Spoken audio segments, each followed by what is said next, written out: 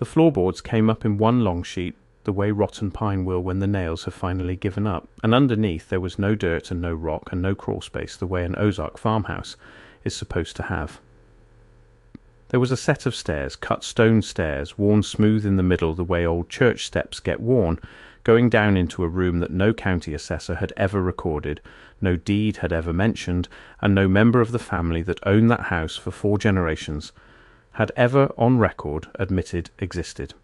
What the crew found at the bottom of those stairs is the reason the property has now been quietly delisted, the reason 2 of the men who went down there refused to speak on camera, and the reason a professor at a small college in southern Missouri spent the last 18 months trying to convince anyone who would listen that what was carved on the back wall of that cellar does not belong to any American folk tradition that has ever been catalogued.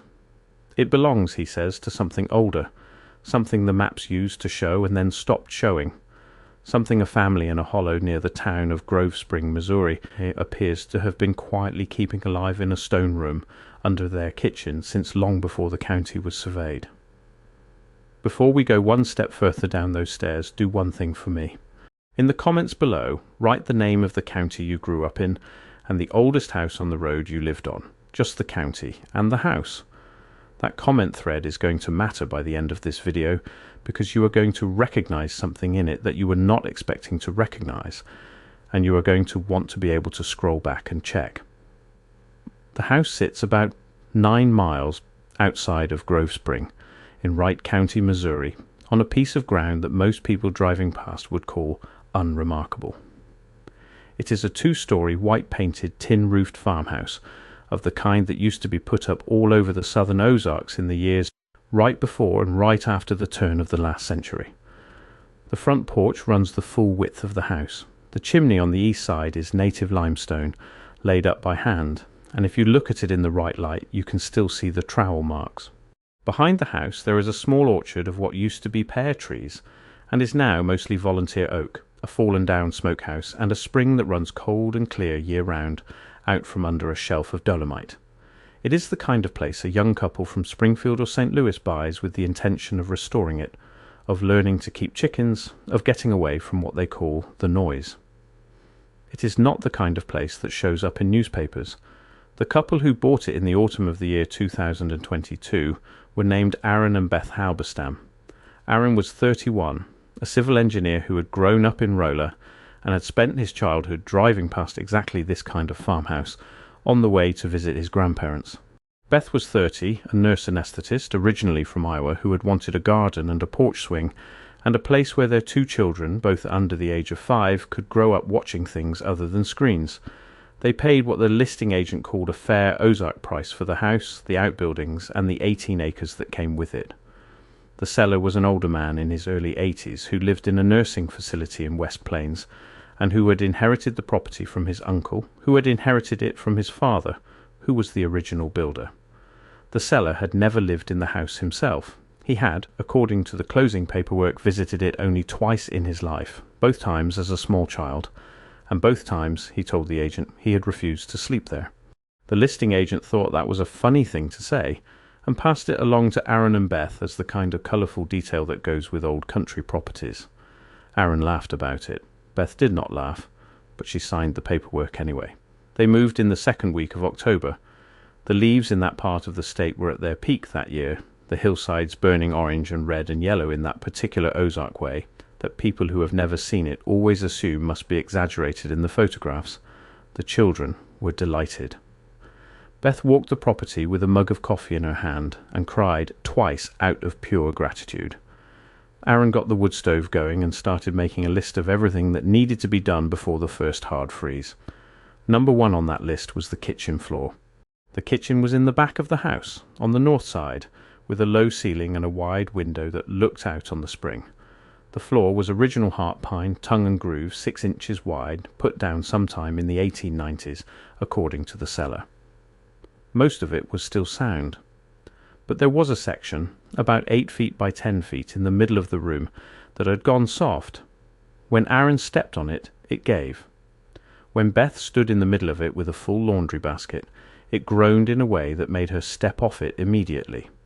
Aaron figured it was rot from a leak in the roof or a burst pipe somewhere in the past, and he told Beth he would pull it up over Thanksgiving weekend, replace the joists if he had to, and put down new pine. That was the plan. That was the whole plan. Pull up a bad section of floor and put down a good one. He started the Friday morning after Thanksgiving. He had a pry bar, a cat's paw, a pair of leather gloves, a bucket for the old nails, and his father-in-law, a retired shop teacher named Carl, who had driven down from Iowa for the holiday and who liked to be useful. The two of them cleared the kitchen out. They rolled up the rag rug that Beth's mother had given them as a wedding gift and put it in the parlour. They moved the table and the chairs and the small pie safe that had come with the house. And then Aaron knelt down in the middle of the soft spot, hooked the pry bar under the first board, and pulled. The board came up easily. Too easily. There were no nails in the underside of it. The next board was the same. And the next one after that, until they had lifted the entire 8-foot by 10-foot section of soft flooring in less than 20 minutes, and were standing over what should have been the joists and the subfloor, and instead were standing over a rectangle of hand-fitted dolomite blocks mortared with lime, with a set of stone stairs going down into the dark at the far end. Carl said the word that a retired shop teacher from a Lutheran church in Iowa is not supposed to say. Aaron did not say anything at all. He just stood there with the pry bar in his hand, looking down, and after a long moment he reached into his pocket for his phone and turned on the flashlight. Before we move on to the cellar descent, stop for a second. What you just heard about the hidden stone stairs under the kitchen floor is the part that changes everything. But it only makes sense when you see it written out next to the full field report from the County Historical Society. The dolomite blocks, the unnailed boards, it's all in the document linked below. Take 5 seconds right now, grab it, and then come back, because what comes next builds directly on it. The link is in the description. QR code is on your screen. The beam of the phone flashlight fell down the stairs and stopped, absorbed about 12 or 14 feet in. Aaron counted the steps he could see. There were 7 of them, cut from the same dolomite as the walls, worn in the middle in that particular concave way that only comes from generations of feet going up and down the same path. He said to his father-in-law that this was not a root cellar. Root cellars in the Ozarks were dug, roughly, and lined with fieldstone if they were lined at all, and their steps were made of wood if they had steps, and of packed earth if they did not. Nobody in the 1890s in Wright County, Missouri, cut dolomite blocks and mortared them with lime and laid a set of church stairs into the ground under a farmhouse kitchen. Nobody could have afforded it. Nobody would have had a reason to. Carl asked if he should call somebody. Aaron said no, not yet, and put one foot on the top step.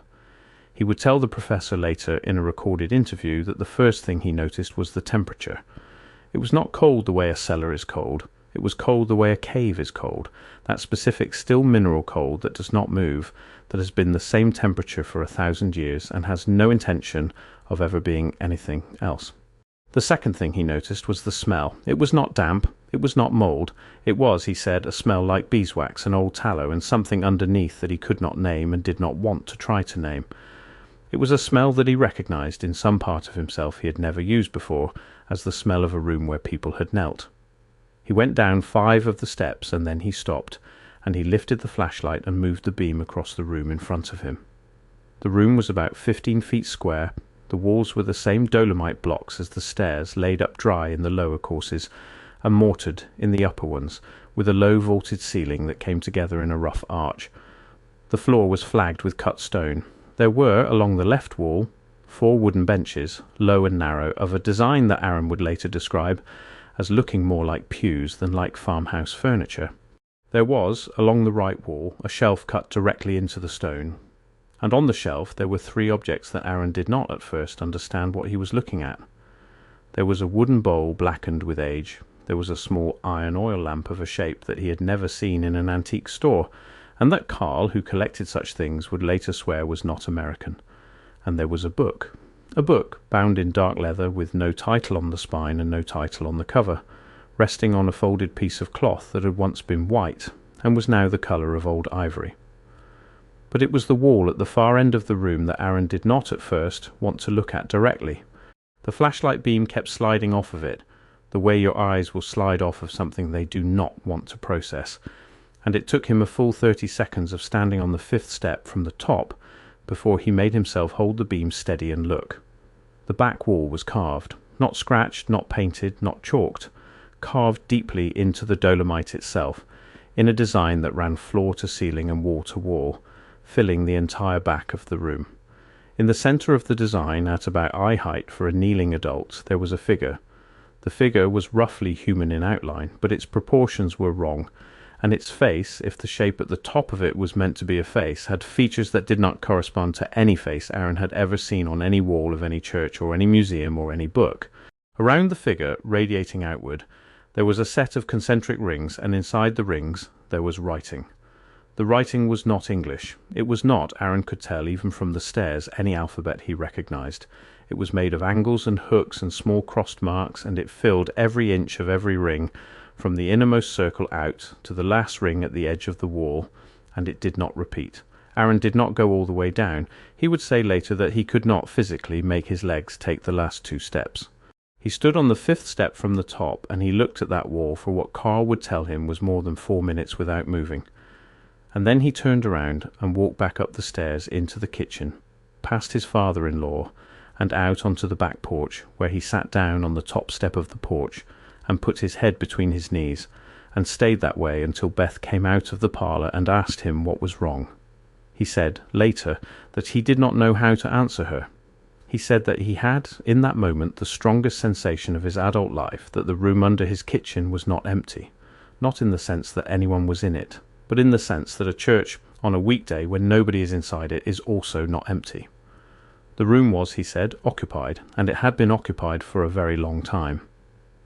Carl came out onto the porch a few minutes later. He said very quietly that he had gone the rest of the way down. He had looked at the book. He had not opened it, but he had looked at it, and he had looked at the wall from the floor level, and he wanted Aaron to know that whatever this thing was, it was not something that they were going to be able to just close back up and forget about. The mortar in the walls, he said, was old, not 1890s old, old in the way that lime mortar gets when it has been curing for 2 or 3 centuries. And there was a channel cut into the flagstone floor, running from the base of the carved wall to a small drain in the northeast corner, and the channel was stained, not with water, with something that had, at one time, been red. Beth sat on the porch step next to her husband and listened to her father describe the room in the same calm shop teacher voice he used to describe a broken piece of equipment. When he was finished, she said, and Aaron would remember the exact words, that she did not want the children in the kitchen. Not that afternoon, not that evening, not until they knew what was down there. They put the 2 boys in the parlour with a movie. They closed the kitchen door and put a chair in front of it.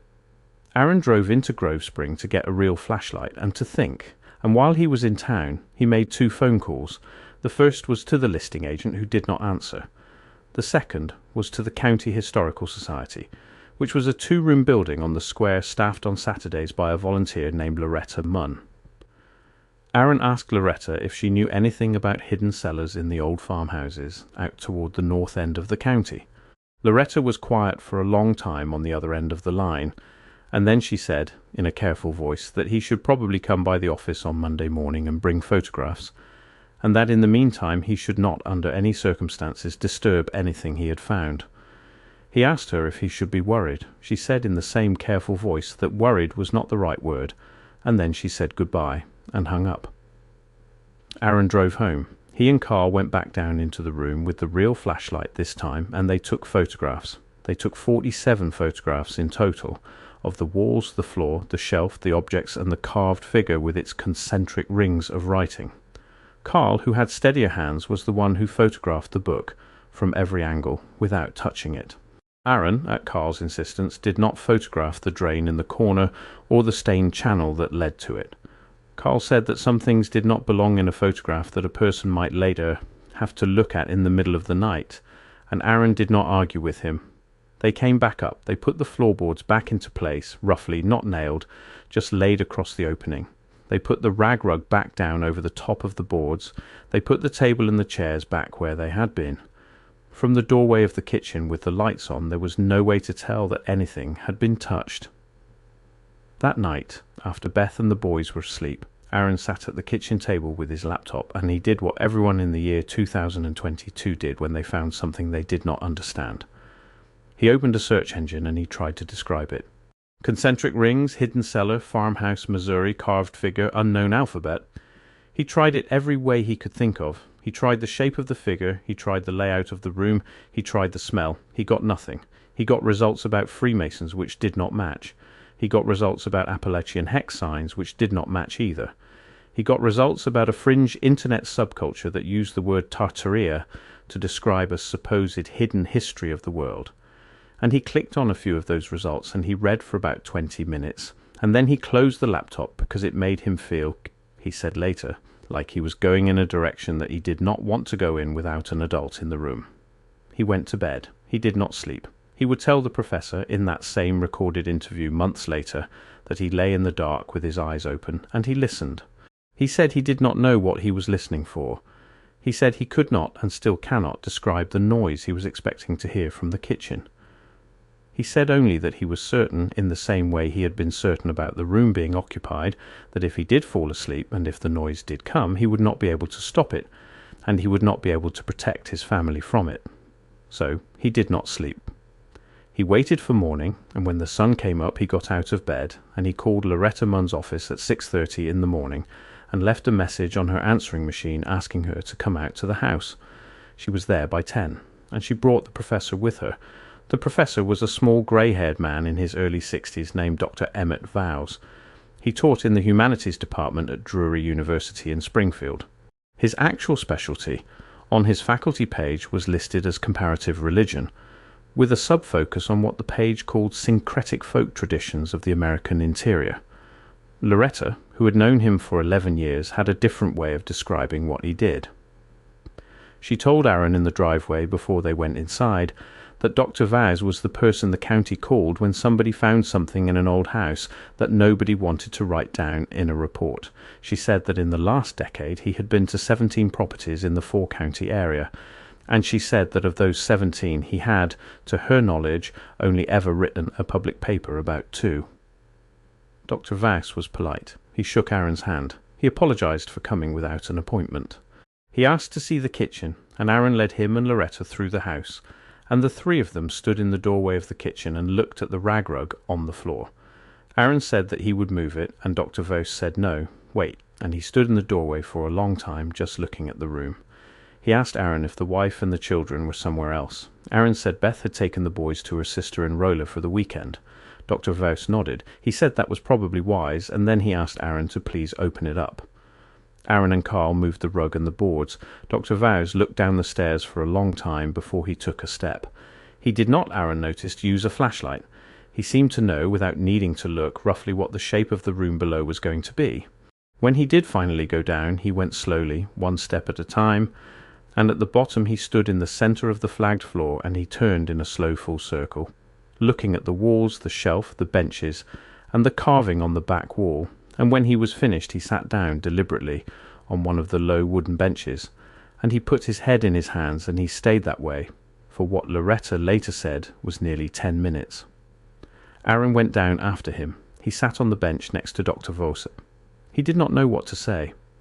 Finally Dr. Vowes lifted his head, and he said, in a voice that was not quite steady, that he was sorry, and that he had been afraid that this was what Loretta was going to show him, and that he had hoped, on the drive out, that it was going to be something else. Aaron asked what it was. Dr. Vowes did not answer directly. He got up, and he walked to the back wall, and he raised his hand, without touching it, and he traced the outline of the carved figure in the air an inch above the surface of the stone. He said, without turning around, that the figure was called, in one of the very few written records of it that survived, the Watcher on the Threshold, and that the writing in the concentric rings around it was not, as Aaron had guessed, a random script. It was a language, or rather it was what remained of a language that Dr. Vowes had spent the better part of his adult academic life trying to trace, and which, he said in a very quiet voice, did not officially exist. He said it had been spoken and written by a specific migratory group that had come into the interior of the North American continent by way of the Mississippi Valley sometime in the middle of the 1700s. That group had, on paper, come from the Alsace region of what was then France, and was now the border area between France and Germany. But their surnames, their liturgical calendar, their marriage customs, and their alphabet, when you looked at them closely, did not match anything from Alsace. They matched in fragments, in echoes, something much further east, something that had, at the time these people supposedly came from Alsace, already been described by cartographers for 2 centuries, under a name that the modern academic world had spent the better part of the last 150 years pretending was a mistake, or a myth, or a mistranslation, or a fantasy. The name, Dr. Vauss said, was Tartaria. And the reason he had spent the drive out, hoping that this was going to be something else, was that the last time he had seen a room like this one, in the basement of a torn-down general store in a place called Cabul, Missouri, in the summer of the year 2013, 3 people had died within 18 months of it being opened, and he had spent the rest of that decade convincing himself that what he had seen there was a coincidence. He was, he said, no longer convinced. Aaron sat on the bench and he listened. He did not interrupt. Loretta stayed at the top of the stairs because she said she had seen the room once already, when she was in her 20s, and she did not need to see it again. Carl sat on the second bench with his hands folded and did not move. Dr. Vauss walked around the perimeter of the room, slowly, and he explained what he was looking at. He said that the room was, in the technical sense, a chapel, not a church. Chapels in the tradition he was describing were smaller, older, and specific. They were built by families, not by congregations. They were used by, at most, 6 or 8 people at a time, and they were meant to be permanent. Once a chapel was consecrated, in the way this group consecrated things, it could not be deconsecrated. It could be sealed, it could be forgotten, it could be built over, but it could not be undone. And every family in the migratory group he was describing was supposed to build one, either in the foundation of the family house or in a hillside near it, and every family was supposed to keep it in continuous use from the day the founder of the family arrived in the new country until the last living member of the family was buried. The Halberstam farmhouse, Dr.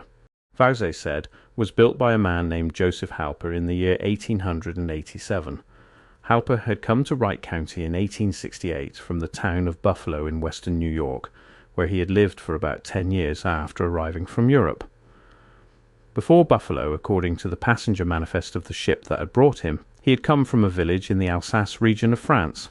But Dr. Vauss said that in the archive of the Historical Society, which Loretta had helped him search over the course of many years, there were 14 other families in the 4-county area with the same story. Same region of origin, same decade of arrival, same kind of house, built with the same masonry techniques in the same style. And in 5 of those 14 houses, over the course of the last century and a half, workers doing renovations had found rooms, or partial rooms, or the outlines of rooms that matched the room the Halberstams had just uncovered. Aaron asked what the room was for. Dr. Vauss said that the room was for what the group called, in their fragmentary written records, the keeping. He said that the keeping was not, in the sense that Aaron would probably use the word, a religion. It was something older than religion. It was a set of obligations that a family took on in exchange for something, and that they were required to fulfill in every generation, in a specific way at a specific time of year for the duration of the family line. The obligations, Dr. Vauss said, were owed to the figure carved into the back wall, the watcher on the threshold, and the something that the family received in exchange was, as best as Dr. Vauss had been able to reconstruct it from the surviving fragments of the group's oral tradition, protection. Protection of a very specific and very unusual kind. Aaron asked, protection from what? Dr. Vauss said he did not know. He said that in the fragments he had translated over the course of his career, the thing the families were being protected from was never named directly. It was referred to only by circumlocution, in phrases that translated roughly as that which comes over the ridge, or the arrival at the third watch, or the visitor whose feet do not touch the road. He said that the phrases were consistent across the fragments and across the families and across nearly 300 years of continuous practice, and that whatever the thing was, the families who had made the arrangement believed in it strongly enough to keep building rooms like this one, in secret in the basements of farmhouses in southern Missouri, from the 1840s down to, in at least one documented case that Dr. Vauss knew of personally, the year 2006. Aaron asked what happened to the families who did not fulfill the obligation.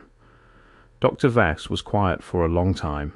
Then he said that in the records he had access to, there were only 2 documented cases of families who had tried to stop. One was in 1894 in Douglas County, the other was in 1951 in Texas County. In both cases, the family, meaning every member of the household above the age of 12, had died within a period of 9 months. The 1894 case had been recorded as an outbreak of what a rural doctor at the time called brain fever. The 1951 case had been recorded as a murder-suicide, although the physical evidence, Dr. Vowse said carefully, did not support that classification, and the state investigator who had originally worked the case had been quietly reassigned to a different jurisdiction within a year. Aaron did not ask any more questions for a while. Dr. Vowse came and sat back down on the bench. He said that the reason he had told Aaron all of this without preamble and without softening was that Aaron and Beth were now, whether they had agreed to it or not, in a position that required them to make a decision, and that they needed to have the actual information in front of them in order to make it. The room, Dr. Vowse said, had been in continuous use, based on the wear on the stairs and the residue on the shelf, from some time in the 1880s down to a date that he estimated from the freshness of the wax on the iron lamp to be no earlier than the summer of the year 2022, which was, Aaron did not need him to say out loud, the same summer that the elderly man in the nursing facility in West Plains had signed the paperwork to sell the property. Somebody, Dr. Vowse said, had been coming to this room. Somebody who was not, on paper, the owner of the property. Somebody who had a key to the house, or who had another way in, and who had been using this room on the correct calendar for the correct purpose for a period of time that ended not months before the Halberstams had moved in, but weeks. Aaron left the room. He went upstairs to the bathroom and he was sick, quietly, into the sink. He came back down. He drank a glass of water at the kitchen counter and he stood for a long time looking at the closed door of the pantry. Then he went back down into the cellar and he sat on the bench next to Dr. Vowse, and he said, "All right, tell me what I need to do." Dr. Vowse said the first thing was that he needed to understand who had been coming to the house. The second thing was that he needed to understand the calendar. The third thing was that he needed to make a decision with Beth about whether they were going to try to break the arrangement, seal the room, and hope, or whether they were going to try in some form to continue it. The fourth thing was that whatever they decided, they needed to decide quickly, because the next observance on the calendar Dr. Vowse had reconstructed for this particular family lineage was, according to his notes, 31 days away. Loretta came down the stairs then, carrying a small cardboard box from her car. She said she had brought the file. Dr. Vowse thanked her. He took the box and he opened it on the flagged floor of the cellar, in the light of the 2 flashlights and the 1 candle that Dr. Vowse had produced from his jacket and lit, and he began to lay out on the stone floor the paperwork that Loretta and he had assembled over the course of many years on the family that had built this house. The founder was Joseph Halper, born 1836 in a village called Rimmersdorf, which appeared on maps of the Alsace region printed in the years around 1850, and then, quite abruptly, stopped appearing on maps printed after 1870. Dr. Vowse said this was not in itself unusual. Villages in that part of Europe were absorbed, renamed, and administratively erased with some frequency in the 19th century. What was unusual, he said, was that when he had spent a sabbatical year in the French National Archives in Strasbourg in the year 2011, trying to locate any record of Rimmersdorf that predated 1850, he had found nothing. Not a tax record, not a church register, not a birth certificate, not a marriage license, not a survey. The village of Rimmersdorf on paper existed for exactly 1 generation, in the middle of the 19th century, and then vanished in both directions, forward and backward, as if it had been inserted into the historical record for the express purpose of providing a plausible European origin for a group of people who needed, for some reason, to appear to have come from Europe. Joseph Halper had married a woman named Anna Weiss in Buffalo, New York, in the year 1863. Anna Weiss had, on her own passenger manifest, also come from Rimmersdorf. They had 6 children. 4 of the children survived to adulthood. Of those 4, the eldest son, Peter Halper, had inherited the Wright County farm in 1912, when Joseph died. Peter had married a woman named Rebecca Bauer, whose family had come, 30 years earlier, from a village in Alsace that Dr. Vowse had also been unable to locate in any archive that predated 1850. The pattern, Dr. Vowse said, held in every generation. The Halpers, later shortened to Halber in the 1920s and then to Halberstam sometime around the Second World War, had, in every generation, married into one of the other 13 families in the four-county area who shared the same origin story. There had been, in 135 years, no marriages outside of that group of 14 families. Not one.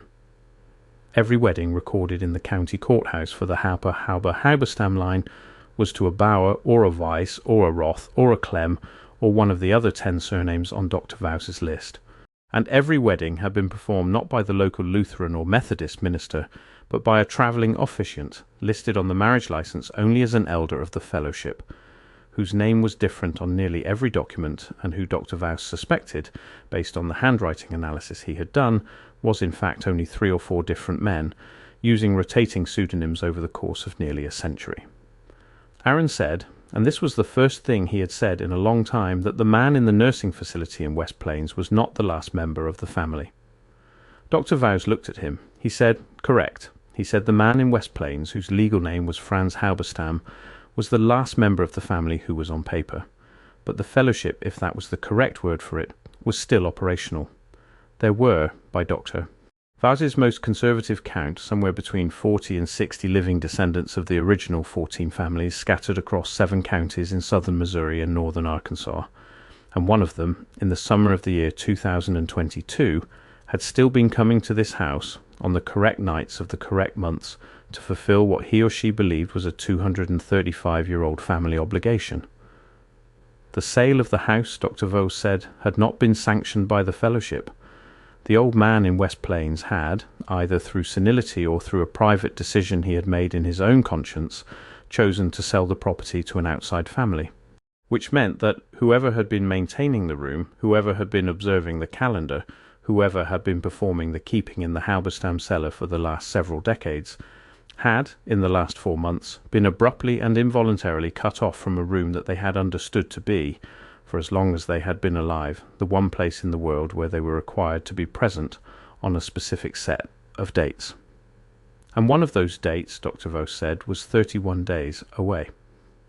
Aaron did not ask immediately what he was supposed to do about that. He asked instead the question he had not been able to stop thinking about since Dr. Vos had first said the word in the cellar. He asked what Tartaria had to do with any of this. Dr. Vos put his hands flat on his knees.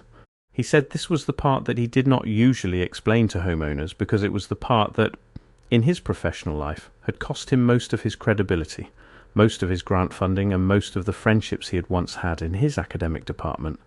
He said he was going to explain it anyway because Aaron had asked, and because Aaron needed to know what he was actually looking at.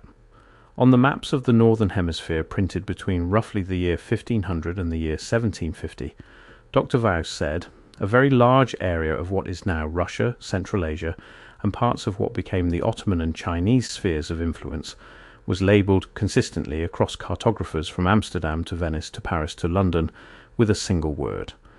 That word, in its various spellings, was Tartaria. The mainstream academic explanation for this label, which Dr. Vause said was largely correct as far as it went, was that Tartaria was a European catch-all term for the various nomadic and semi-nomadic Turkic and Mongolic peoples of the steppe, and that the borders of the region on the maps were vague because European mapmakers had no reliable information about the interior of the continent. On this explanation, Tartaria was not a country. It was a European misunderstanding of a very large area that contained many different peoples, and it fell out of use on maps in the 18th century because European geographic knowledge improved and the more accurate labels replaced it. That, Dr. Vos said, was the story. And most of it was true, but there was, buried inside the story, a smaller and more specific question that the mainstream explanation did not fully answer. And that question was, what happened to the people who, on some of those older maps, were labelled not as generic Tartars, but as members of specific subgroups with specific names in specific locations, whose descendants did not survive under those names into the modern record? He gave an example. There was, on several maps printed in the 1600s, a region in the far northwest of the labelled area near what is now the border between modern-day Russia and Finland, marked with the sub-label of the Old Fellowship, or, in some Latin editions, the Antiqua Fraternitas. This group appeared on maps for roughly 130 years, and then vanished from the cartographic record entirely, without ever appearing in the ethnographic record, without ever being described in a European traveller's account, and without ever leaving a documented linguistic or genetic trace in the region where they had supposedly lived. It was as if 100,000 people had been on the map, and then had been removed from the map and had never existed in any other record at all. The mainstream explanation for this, Dr. Vows said, was that the sub-label was probably an error, a folk memory of a group that no longer existed by the time the map was printed, or a mistranscription of a similar name. The mainstream explanation had, on this point, roughly the same evidentiary basis as the claim that the group had never existed, which was to say, an absence. What Dr. Vows had come to believe, over the course of 30 years of quietly reading records that most of his colleagues considered fringe, was that a small remnant of the Antiqua Fraternitas had, in the middle of the 18th century, migrated westward across Europe under a series of assumed regional identities, had crossed the Atlantic in 3 separate waves between roughly 1750 and 1860, and had settled quietly in specific rural areas of the American interior. The areas they chose were consistent. They preferred limestone country, deep hollows, and land with reliable spring water, which was, not coincidentally, a very good description of the southern Ozarks. They brought with them, Dr. Vows said, 3 things. They brought a language, of which only fragments now survived. They brought a specific set of ritual obligations, of which the room the Halberstams were sitting in was a physical example. And they brought a figure, an object of veneration, which they referred to by the name Aaron had already heard. The Watcher on the Threshold. Aaron asked, and this was the question he had really been trying to ask all along, what the Watcher was. Dr. Vows did not answer for a long time. When he did, he said that in the tradition as he understood it, the Watcher was not a god in the sense that Aaron would probably use the word. The Watcher was not worshipped in the way that a Christian would worship God, or in the way that a pagan would worship a nature spirit. The Watcher was, in the theology of the fellowship, a kind of guarantor, a being that had, at some point in the very distant past, made an agreement with the ancestors of the 14 families. The agreement was that as long as the families continued to keep the room, and to perform the keeping on the correct calendar, and to remain within the fellowship, the Watcher would prevent a certain other thing, a thing whose name was never written down, from crossing over into the world in the specific location where the family lived. The Watcher, in other words, was not the thing the families were afraid of. The Watcher was the thing that stood between them and the thing they were afraid of. And the room in the cellar was not a room for worshipping the Watcher. It was a room for reminding the Watcher on a regular schedule that the agreement was still in force. Aaron asked what happened if the reminders stopped. Dr. Vows said that he did not know in any specific detail, but he said, and this was the last thing he said before he closed the box of papers and stood up, that in every documented case where the reminders had stopped, something had come. Aaron and Beth spent the next 3 days at Beth's sister's house in Rolla. They did not tell the sister anything. They told her that the kitchen floor was worse than they had thought, and that they needed to be out of the house while Aaron dealt with it. The boys played with their cousins. Beth sat at the kitchen table in Rolla and looked at the photographs Carl had taken, and did not sleep well. Aaron drove back to Grove Spring twice, once to meet Dr. Voss, and once to meet a man Dr. Voss had asked him to meet, a retired county sheriff from Douglas County named Homer Boyd, who was in his mid-70s and who lived alone in a small brick house on the edge of Ava, Missouri. Homer Boyd had, in his working career, quietly investigated 2 of the cases that Dr. Voss had mentioned in the cellar. One of them was the 1951 case in Texas County that had been recorded as a murder-suicide. The other was a case from 1978 in Ozark County that had never been recorded as anything at all, because the family in question, all 7 of them, had simply disappeared from the property one weekend in the late autumn, leaving the front door open, the kitchen table set for supper, and a hot cast-iron skillet still on the stove. Homer Boyd had, as a young deputy, been the first officer to respond to the scene. He had never spoken about it publicly. He agreed to speak to Aaron because Dr. Voss had asked him to, and because he had, in the last few years, come to believe that he did not have very much time left in which to speak about it to anyone. He told Aaron 3 things. The first thing was that both of the families he had investigated, The 1951 family and the 1978 family had, in the months before whatever happened to them happened, done something that Dr. Vos's records had not mentioned. They had, in each case, allowed a stranger to enter the family chapel. In the 1951 case, it had been a Baptist preacher from Springfield who had been called in by the wife of the head of the household after she had, apparently, decided that she could no longer tolerate the arrangement. In the 1978 case, it had been a college student from Kansas City who had been renting a room from the family for the summer while working on a research project on Ozark folk architecture. In both cases, the stranger had gone into the chapel, had spent some time in it, had left, and had, within a period of weeks, either died or disappeared. And in both cases the family had followed within months. The second thing Homer told Aaron was that he was right now a stranger who had entered a chapel. Carl was a stranger who had entered a chapel. Dr. Vos was a stranger who had entered a chapel. And Loretta, although she had only stood at the top of the stairs, was, in the accounting the fellowship kept, also a stranger who had crossed the threshold of a chapel. Homer said this without any particular emphasis. He said it the way a doctor tells a patient the results of a blood test. The third thing Homer told Aaron was that in the two cases he had investigated, the only person who had gone into a chapel and had not, subsequently, either died or disappeared, was himself. He said he did not know why. He said he had thought about it a great deal over the course of 45 years, and he had only one theory. He had, in both cases, said something out loud when he entered the room. He had, without thinking and without knowing why he was doing it, addressed the room. In the 1951 case he had said out loud into the empty stone chamber that he was sorry and that he was not there to disturb anything, and that he would leave everything as he had found it. In the 1978 case he had said the same thing, in almost the same words. He had not, in either case, thought about what he was saying. It had come out of his mouth before he had made a conscious decision to say it. And in both cases, he told Aaron, he had felt at the moment the words left his mouth that something in the room had heard him, had considered him, and had, for its own reasons, decided to let him leave. He did not know if any of this was helpful. He said it was what he had. He said Aaron should probably say something similar the next time he went down into the cellar, and he should probably mean it when he said it, because whatever was down there, in Homer's experience, could tell the difference. Aaron drove back to the sister's house in Roller. He did not tell Beth about the conversation with Homer Boyd. He told her only that Dr. Vos had a plan, of a kind, and that they had a choice to make. The choice, as Dr. Vos had laid it out for him, was between two doors. The first door was to seal the room. Fill the stairwell with concrete, put down a new subfloor, put down new pine, and never tell anyone what was underneath. This was, Dr. Vos said, the option that most homeowners in this situation had historically chosen. It was also the option that had, in every documented case that Dr. Vos had been able to trace, ended badly. Not always immediately, not always dramatically, but always, eventually, badly.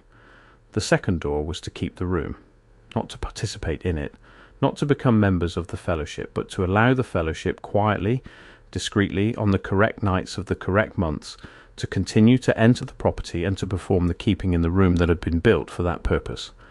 In exchange, the fellowship would maintain the room, would leave the rest of the property alone, and would, in Dr. Vos's careful phrasing, extend to the current occupants of the house a category of protection that the family lineage had for the previous 135 years extended to itself. Aaron told Beth about both doors. Beth listened without interrupting. When he was finished, she asked him only one question. She asked him which door Dr. Vos thought they should choose. Aaron said, and he was quoting Dr. Vos exactly, that Dr. Vos had said the choice was not his to make, but that if Aaron pushed him, and Aaron had pushed him, Dr. Vos would say that in his experience the second door was the one that let people stay in their houses. They chose the second door. Beth chose it first, actually, before Aaron did.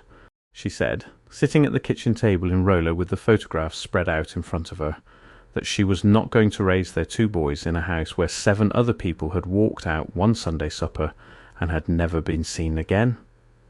And she said that if the price of not being that family was allowing a small group of quiet elderly people to enter the property on the correct nights and to sit for an hour in a stone room under the kitchen and to leave without speaking to anyone, then that was a price she was, on balance, willing to pay.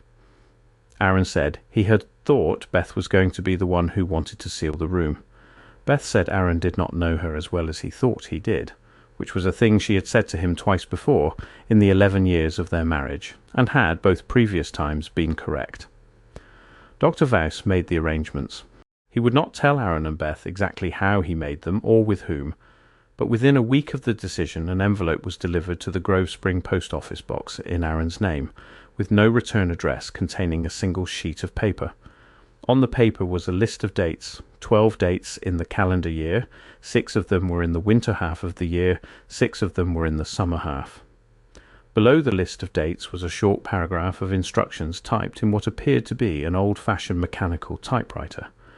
The instructions said that on the evenings of the listed dates, between the hours of 11 and 3, the Halberstam family should remain upstairs, should keep the kitchen door closed, and should not, under any circumstances, come down into the kitchen or into the parlour for any reason. The instructions said that on all other nights the room would be quiet, the door would be locked from the inside on the fellowship side by a mechanism they had installed and would maintain, and no one from the fellowship would enter the house or the property. The instructions were signed at the bottom only with a symbol. The symbol was a small hand-drawn version of the concentric rings that surrounded the figure on the back wall of the cellar. The first of the 12 dates was, as Dr. Vause had said, 31 days after the day Aaron had first pulled up the kitchen floor. It fell on a Thursday in early January. Aaron and Beth put the boys to bed at 7:30. They stayed upstairs. They watched a movie quietly in the bedroom with the door closed, and Beth would say later that she did not at any point during the movie actually see the screen. At about 11:15 they heard from downstairs the sound of the back door opening. They heard footsteps in the kitchen. They heard, faintly, the sound of the pantry door being opened and then closed again, and then they heard nothing for a long time. Some time after 1 in the morning they heard, from below the floor, a sound that they would both independently describe later as a chant, or a recitation, in a language they did not understand, in what sounded like the voices of 3 or 4 people, in a low, steady rhythm that went on for approximately 40 minutes, and then stopped. About 20 minutes after that they heard the back door open and close again, and then they heard nothing else. And at 3:15 in the morning, Aaron, who could not stand it any longer, opened the bedroom door and went down the stairs. The kitchen was as they had left it. The rag rug was in place. The pantry door was closed. There was no smell, no residue, no sign that anyone had been in the room. In the pantry, on the shelf where Beth kept the coffee, there was a single object that had not been there before. It was a small piece of dolomite, roughly the size of a chicken egg, polished smooth, with a symbol carved into one face. The symbol was the same concentric rings. Aaron picked up the stone. He held it in his hand for a long moment, and then he put it back on the shelf exactly where he had found it, and he went upstairs and got back into bed. They have lived in the house now for slightly over 3 years. They have followed the calendar. On the nights of the 12 observances, they stay upstairs. On the other nights, they live their lives. The 2 boys, now 7 and 5, have never been in the cellar and have never been told what is under the kitchen floor. Beth's garden, the one she had wanted before they bought the house, has, in the last 3 growing seasons, produced yields that the county extension agent has, on 2 separate visits, described as agriculturally unusual. Aaron has been promoted twice at his engineering firm. The children have not been sick, not once, not even with a cold, in 3 years of living in a 2-story farmhouse in a hollow 9 miles outside of a small Ozark town. Beth does not talk about the room. Aaron does not talk about it either.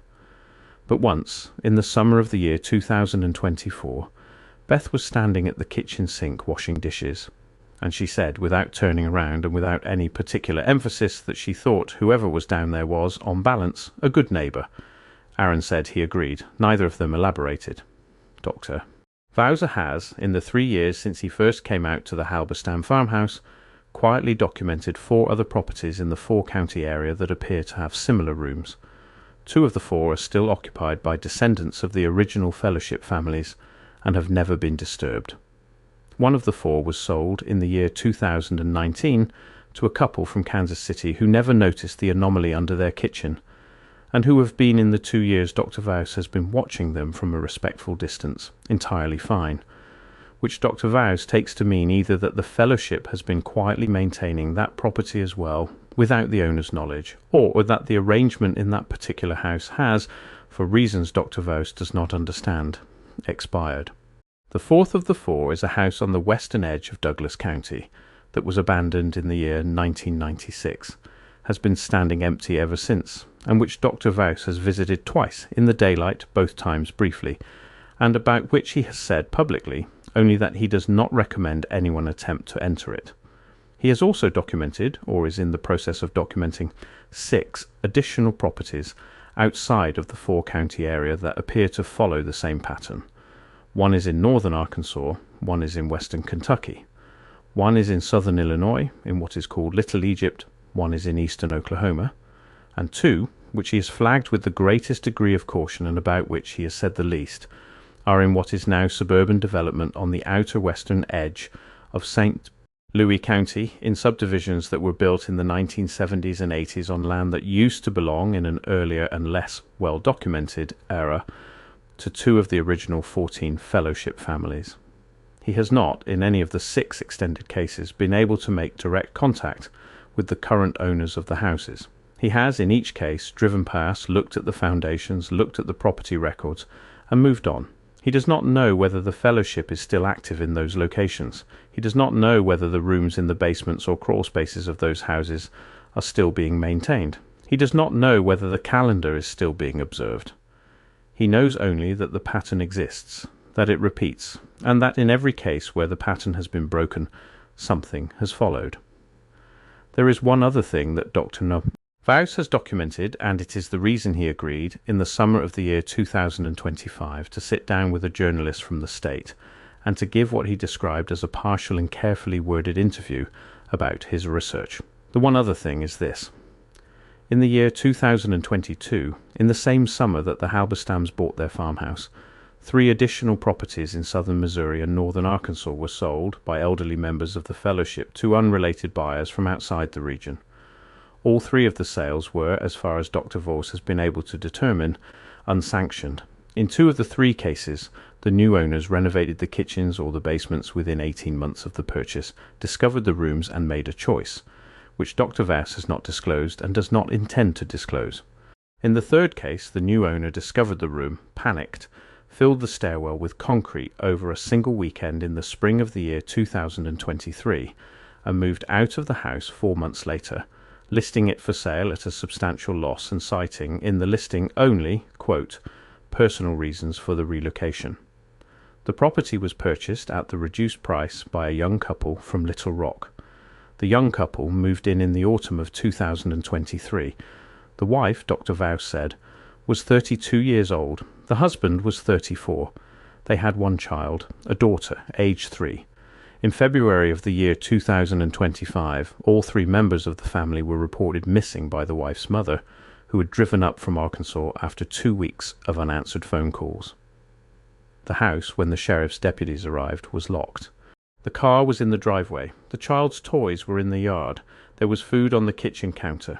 And in the middle of the kitchen floor, in the exact location where the previous owner had 2 years earlier poured concrete over a set of stone stairs, the concrete had, according to the official incident report, developed a crack. A single crack, roughly 6 feet long, running in a straight line from the north wall to the south wall of the kitchen. The report noted the crack as a structural anomaly. It did not speculate on its cause. The family was never found. The case is still open technically in the files of the county sheriff's office, but is no longer being actively investigated. Dr. Vowse has, at Aaron's request, driven past the house in question exactly 1 time, in the summer of the year 2025, in the middle of the afternoon, with 2 other people in the car and without stopping. He said the house was, from the road, unremarkable. He said the crack in the kitchen floor had, in the 8 months since the family disappeared, widened, and he could see it through the kitchen window from the driveway, as a dark line running from wall to wall. He said the yard was overgrown. He said he did not at any point feel the desire to get out of the car, and he said that when he had driven past the house, he had, without thinking about it, and without deciding to do so, said out loud in the direction of the kitchen window the same words that Homer Boyd had told him he had said in the 2 cases he investigated in the previous century. He said he was sorry. He said he was not there to disturb anything. He said he would leave everything as he had found it. And then he had driven away, and he had not gone back. He said that in the months since he made that drive, 3 other properties in the extended pattern have been sold by elderly members of the fellowship to buyers from outside the region. He said he has not, in any of the 3 cases, been able to make contact with the new owners. He said he is watching and he is documenting, and he is hoping that one of the 3 houses will be the kind of house where the new owners never notice the anomaly and where nothing will happen, and where the arrangement will quietly and without incident come to whatever end it comes to when no one is watching. He said he does not, based on the pattern he has documented over 30 years, expect that to be the case in all 3 houses. He said he expects, based on the base rate, that one of the 3 will follow the pattern the young couple from Little Rock followed. And he said that when it does, if it does, there will not be, in the local newspaper or on the county sheriff's website or in any official record of any kind, an account that connects the disappearance of that family to the disappearance of the family in Little Rock, or to the disappearance of the family in Ozark County in 1978, or to the deaths of the family in Texas County in 1951, or to any of the other quiet endings that Dr. Vowles has, over the course of his career, come to recognize as belonging to a single continuous phenomenon. The pattern, Dr. Vowles said, does not connect itself in the public record. It is not the kind of pattern that comes out in a wire story or a network news segment or a documentary on a streaming service. It is the kind of pattern that only becomes visible when a person spends 30 years in a small office in a small college in southern Missouri, quietly assembling records that no one else has thought to assemble, and holding them next to each other and noticing what they have in common. Dr. Vowles said, in his interview with the State Journalist in the summer of the year 2025, that he did not expect anyone to believe him. He said he did not need anyone to believe him. He said that his purpose in agreeing to give the interview was not to convince the skeptical or to alarm the credulous or to sell a book. His purpose, he said, was to make sure that the pattern was, somewhere, on the public record, in a form that a person who had begun to notice the pattern in his own life, in his own house, in his own hollow, in his own county, in his own state, might be able to find at 3 a.m. with a soft spot in his kitchen floor and a pry bar in his hand, and no idea what he was about to do. He said he hoped that person, when he found the account, would read it slowly and would sit with it for a while, and would, before he went back into the kitchen and pulled up the boards, make the phone call.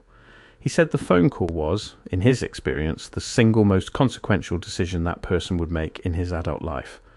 He said the outcomes in the cases where the phone call was made were, without exception, better than the outcomes in the cases where it was not. He said he had said everything he had to say. He said the rest was up to the people who would, in the years and decades to come, find themselves standing in the kitchens of old farmhouses in rural counties in the eastern half of the country on a Friday morning after Thanksgiving, with a pry bar in one hand and a phone in the other. He said he was going home now, and he had, in fact, gone home, and the interview had ended, and the journalist had transcribed it and had submitted it to her editor, and the editor had, for reasons that were not fully explained to the journalist, declined to publish it, and had suggested she pursue other topics for the remainder of the calendar year. The interview, in its full transcript, has never appeared in print. Portions of it, with names and locations redacted, form the basis of this account. There is a question that Dr. Vowles has been asked in one form or another by every homeowner he has ever spoken to about this material, and it is the question he says he finds the hardest to answer, honestly. The question is whether the arrangement is a real one, whether the watcher on the threshold is, in some literal sense, a being that exists, that made an agreement, that keeps an agreement, and that will, if the agreement is broken, permit something to enter the world, or whether the arrangement is, as he sometimes wishes he could believe, a kind of collective psychological structure, a very old and very well-maintained folk belief, that has, through generations of consistent behaviour, taken on the appearance of causal power in the lives of the people who believe in it. Dr. Vowles says he does not know. He says that in his career he has interviewed enough of the elderly members of the fellowship, in enough different settings, and has heard enough consistent detail about the practice to be certain that the people involved believe the arrangement is real. He says he has documented enough historical cases of families who broke the arrangement and of what happened to those families to be certain that something reliably follows the breaking of the pattern, whether that something is supernatural in origin or whether it is a series of unrelated tragedies that have been retroactively assembled into a pattern by frightened people looking for one. He says he cannot, from the historical record alone, tell the difference between those two possibilities. And he says that in his own private life, in the way he arranges his own affairs, and in the choices he has made about which of the 4 county area properties he will and will not personally visit at night, he has, over the course of 30 years, been quietly behaving as though the first possibility were the correct one. He does not, he says, expect anyone watching or listening to this account to take it on faith.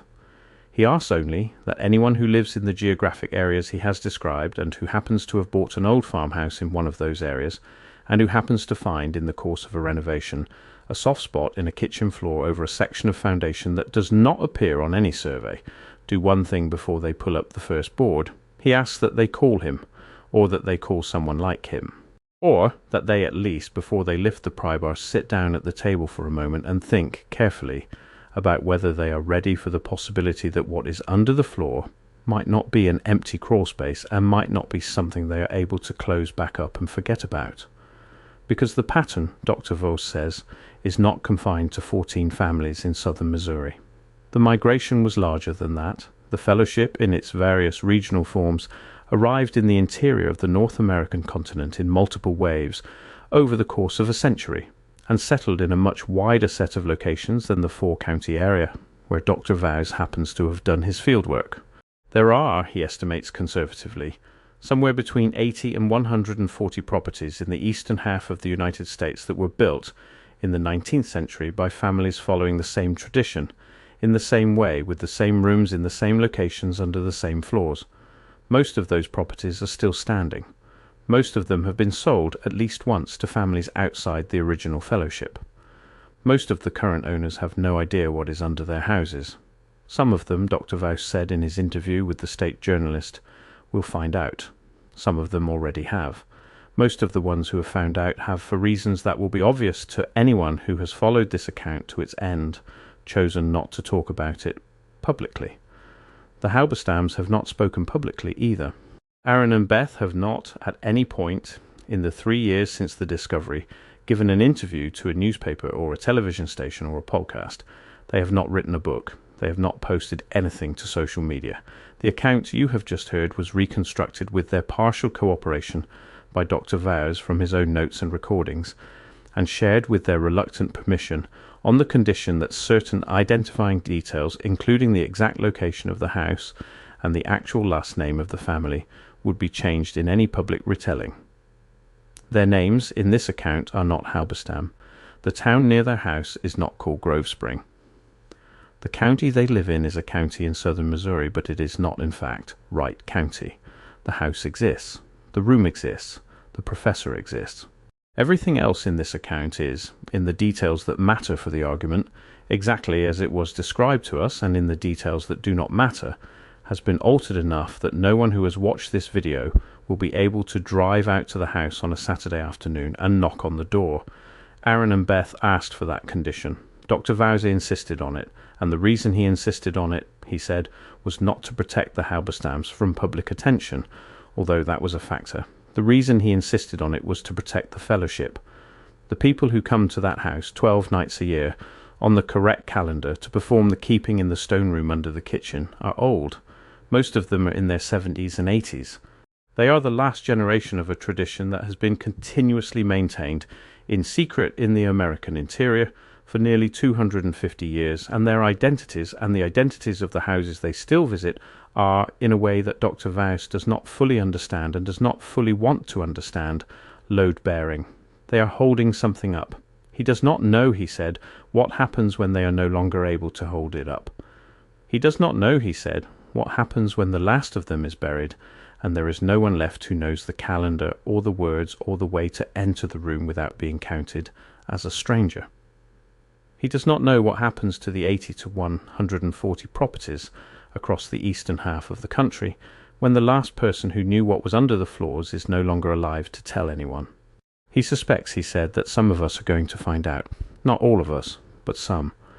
And he hopes, when the finding out happens, that whoever is standing in the kitchen with the pry bar in his hand will remember what Homer Boyd told Aaron in a small brick house on the edge of Ava, Missouri, in the winter of the year 2022. He hopes they will remember to say something out loud before they go down the stairs, and he hopes they will mean it when they say it. Because the thing in the room, whatever it is, can tell the difference.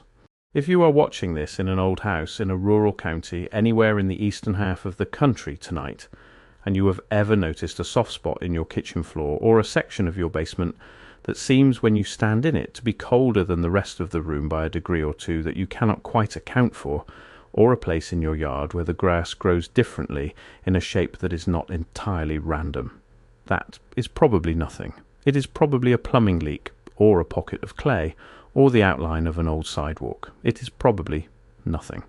But if you go back and look at the comments on this video and you scroll through them and you begin to notice in the county names and the road names that people have written there, a pattern of counties and roads that begin to overlap in specific parts of specific states, in the limestone country, in the deep hollows, in the places with the reliable spring water, you might for one moment put your phone down and think about what is directly under the floor you are standing on right now.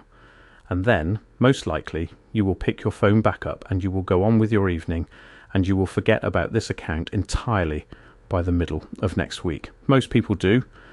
That, according to Dr. Vauss, is one of the reasons the tradition has been able to remain hidden in plain sight in the American interior for as long as it has.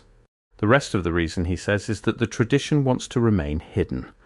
And that is, in the end, the part of this whole account that he says has kept him up at night for the last 30 years of his career, and the part that he says he is no longer sure how to communicate to anyone, including himself. Sleep well,